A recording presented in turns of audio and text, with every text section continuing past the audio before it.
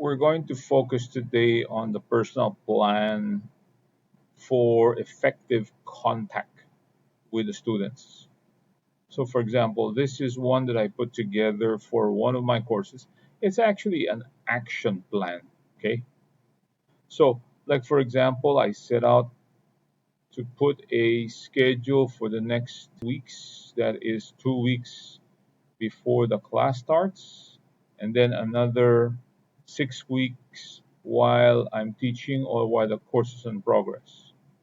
So, for example, in the first 2 weeks before classes, I am going to send an announcement and an email, start the class, and then what is it about? It's about a quick introduction, the info.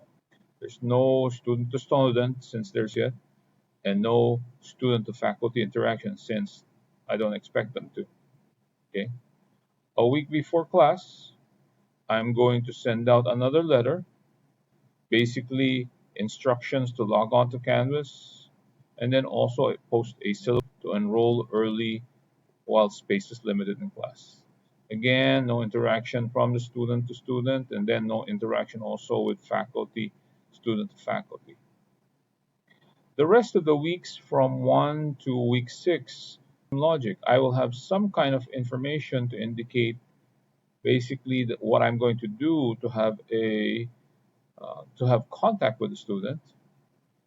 I will expect some kind of student to student interaction, and then also some kind of student to sample. Faculty to student, I expect them to answer in quiz one a couple of different questions. For example, question one: does the module open and close? When quizzes open and close? What week is mandatory attendance, etc., etc. Okay, so that's just an example of how we are going to have what we call a personal action plan for effective contact.